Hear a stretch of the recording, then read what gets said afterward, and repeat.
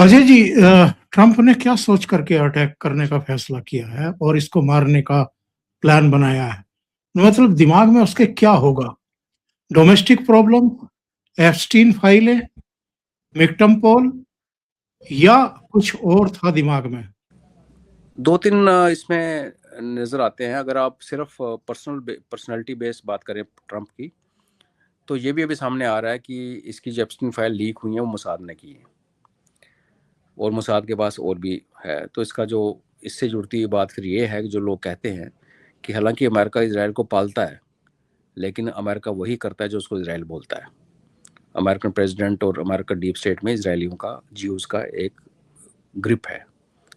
तो उस लिहाज से देखें तो अमेरिका की, क्योंकि ईरान से कोई पर्सनल दुश्मनी नहीं थी, लेकिन इजराइल ने कहने पे उसको लड़ना पड़ गया, उसको कूदना पड़ गया, जिसमें एप्स्टीन फाइल एक ब्लैकमेल का काम कर सकता है। अगर ये कुछ यहाँ पे एक बहुत अच्छी विक्ट्री ले जाता जो मिलेगी नहीं, तो मिड टर्म में इसको फ़ायदा होता।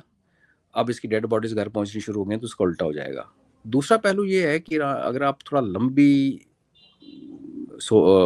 नज़र देखें, तो जब ये शाह यहाँ का पलटा था तो क्या हुआ था कि शाह के टाइम पे ईरान टोटल वेस्टर्नाइज था। वहाँ पे डांस क्लब्स, डिस्कोथेक, सब कुछ था। आज जब दूसरा तख्ता पलट करने की कोशिश की जा रही है तो ईरान की बहुत सारी पॉपुलेशन, जैसे हमने डिस्कस किया, इस्लाम छोड़ चुकी थी।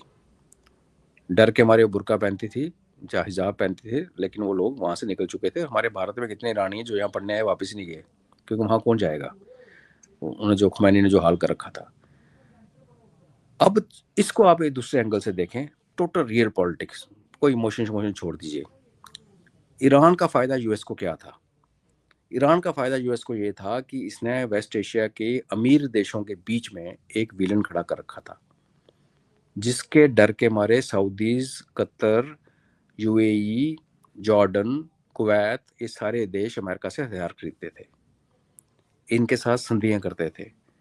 F-35 सऊदीज के पास है, उड़ाने वाले पाकिस्तान पायलट हैं, उनके पास पायलट नहीं है। लेकिन अमेरिका नाराज ना हो जाए, हमारे पे बन ना आए, अमेरिका में प्रोटेक्शन देगा, इसलिए उनको बेसिस दी। पूरे वेस्ट एशिया के हर देश में अमेरिका की बेसिस हैं। सबसे बड़ी बहरीन में थी फौज की, और सबसे बड़ा एयर बेस कतर में था। उसके अलावा इवन इजिप्ट में बेसिस हैं। मैं शर्म शेख जब हम गए तो वहाँ भी बेस था। शर्म शेख में जैसे एंटर करते सबसे पहले अमेरिकन पोस्ट आती है, सामने झंडा दे। तो इन्होंने क्या किया कि दबदबा बना के रखा। वो तो ईरान बेवकूफ़ी कर रहा था, वो तो कट्टर था ही, उसको उसको डरा के लोगों से बाकी से बिजनेस करते थे।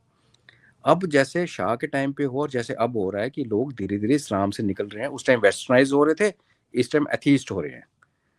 इसका मतलब ये है कि आने वाले 5-7 साल में शायद ऐसी सिचुएशन बन जाती कि ईरान एक थ्रेट की तरह बाकी वेस्ट एशिया कंट्री में एक थ्रेट की तरह खत्म हो जाता। लोग कहते हैं यार ये तो लिबरल हो गए, नहीं नॉन इस्लामिक हो गए, ये तो पर्शियन बन गए, तख्ता पलट गया, और अभी लोग अपनी साइंस वाइंस में चले गए, तो ये तो अभी हम पे अटैक नहीं करेंगे। हो सकता है कि नई सरकार आती है और सबको बोलती है भाई हमारी लड़ाई आपसे ख़त्म, ना हम शिया ना तुम सुन्नी, तुम सुन्नी रहो, हम तो पारसी हम वापस जो राष्ट्र बन रहे हैं। You never know. उस एंगल से देखें तो ये एक टाइम था कि अमेरिका ने कहा कि इससे पहले कि गेम पलट जाए, और उस गेम का पलटने का ये नहीं था कि हथियार खरीदना बंद होना, हथियार तो बंद होने ही होने थे। पेट्रो डॉलर का जो रिलेशनशिप है वो टूट जाना था, और वो अमेरिका बर्दाश्त नहीं कर सकता।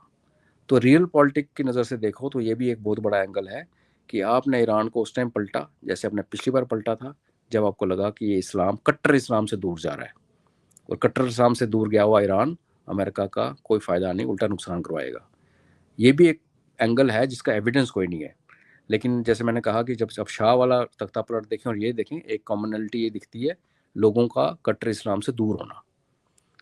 तो अभी ये समय बताएगा जब किताबें लिखी जाएंगी तो ये कितना सच है कितना झूठ है, बट इसको एक पॉसिबिलिटी जिसको हम इग्नोर नहीं कर सकते। जी।